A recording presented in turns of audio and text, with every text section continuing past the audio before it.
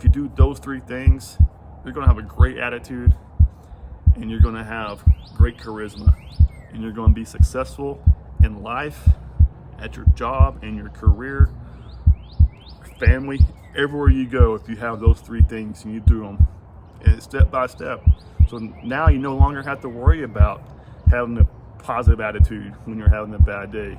You just got to do those steps, and it's very easy. Attitude. Let's talk about attitude for a minute.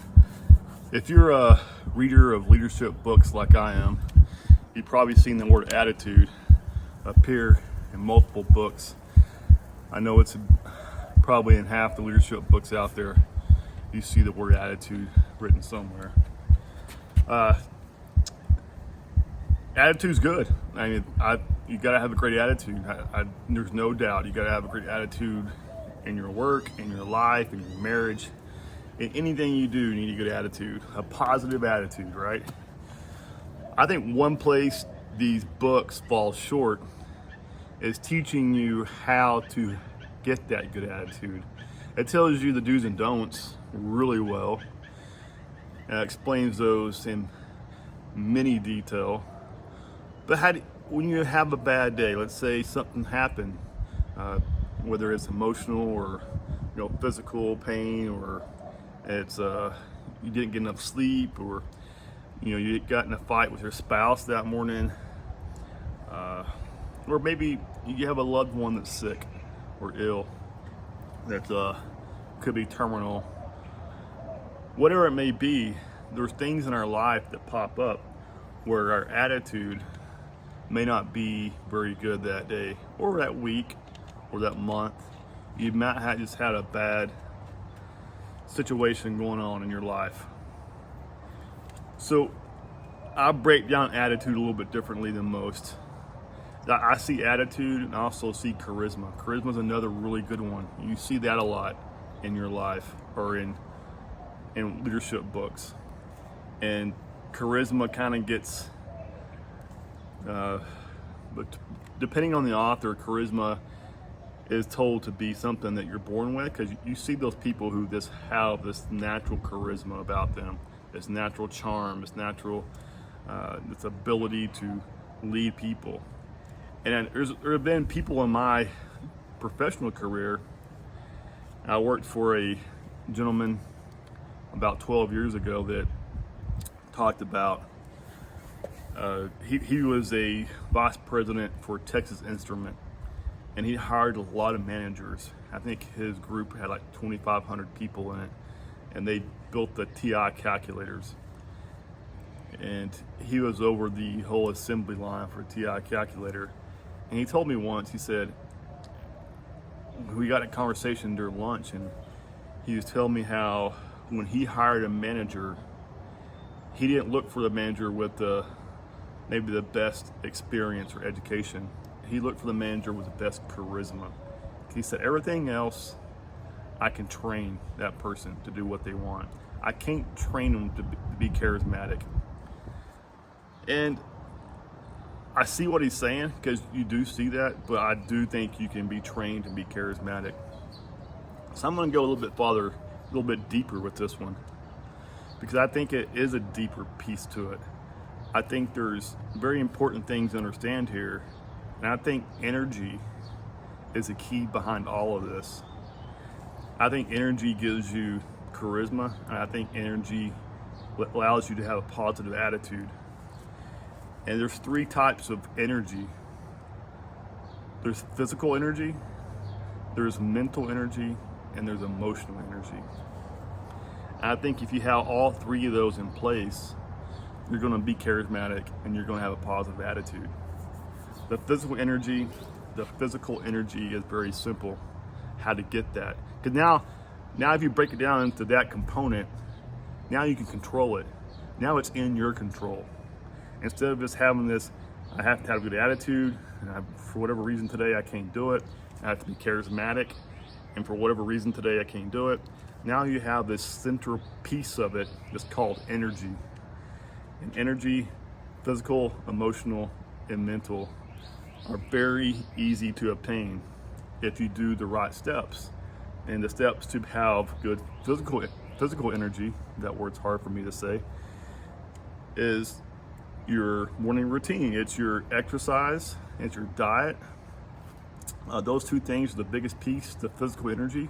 As long as you're putting the right foods in your body and you're getting plenty of exercise. I typically do more weightlifting, but if you get, cardio's fine too there. If you exercise, proper nutrition, you're going to have physical energy. Mental energy. Well, mental energy is some of the same. You need to do the exercise, the diet, but you also need to eat foods that are good for you, that grow. It's brain foods, for example. You have your superfoods, your blueberries, your broccoli, all these things that are good, but also I rely on saturated fats. That's my diet. As you know from my previous videos, I am a carnivore, so I know if I get the right amount of fats in my diet, I'm gonna have plenty of mental clarity. And I do supplements, a few, and one of those supplements is fish oil, and I think fish oil is very important for mental energy as well. Also, reading. I try to read every day. I listen to it in audible books. I put the right stuff in my brain, so I have that mental energy. I'm always constantly provoked in thought. So you have also meditation. I think meditation is a great tool for mental energy, and sometimes I have to meditate multiple times a day depending on my mood, my state of mind that day. But I always meditate in the morning before I exercise, and it's about a 10 to 15 minute meditation.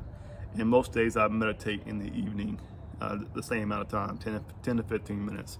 Some days I had to meditate on my lunch break because I need, I'm having a stressful day and I need to relax my mind. I need to take my breaths, and the breaths are so important for your mental energy. And Tony Robbins talks about doing this in some of his stuff, and he stands up, arches his back, and takes deep breaths for 2 minutes, and that will raise your testosterone and lower your cortisol, and cortisol is a stress hormone. If you can do those two things, so if you're having a bad day and you need to relax your mind, strengthen your mind, try that. It works very, very well. So emotional energy, and here's the key: if you get your physical energy and your mental energy down, your emotional energy will almost follow suit. Almost. There's a few things you need to be doing here, because consuming the wrong material can cause your emotions to go out of control. One thing that I struggle with, and I'm trying to get rid of, and I'm doing a pretty good job so far, is not looking at social media in the morning, because there's always a FOMO. You see your friends at the lake with your other friends. Like, why wasn't I invited to that? You see your, someone's doing success or being successful, and you may be jealous of that, or maybe you and your spouse are trying to have a kid, and you see one of your friends just announced they're having a kid, and it puts you in the wrong state of mind. So Facebook's one of the worst places to go in the morning. Instagram, stay away from that content. Also, news can be very, very depressing. News, as we all know, they feed off negative publicity, negative media, because they know the scare factor, the scare tactic. If they just only publicize the bad things in this world, they're going to get views, because people latch onto that kind of media. So no news in the morning. I would say no news ever. If the news is important enough for you to know about, someone's going to tell you what's going on. So stay away from social media, stay away from the news, and everything else in your emotional energy would be doing pretty well, as long as you get your physical and your mental energy right. And if you do those three things, you're going to have a great attitude, and you're going to have great charisma, and you're going to be successful in life, at your job, in your career. family, everywhere you go, if you have those three things and you do them, and it's step by step. So now you no longer have to worry about having a positive attitude when you're having a bad day. You just got to do those steps. And it's very easy. Thanks for watching Delta 5.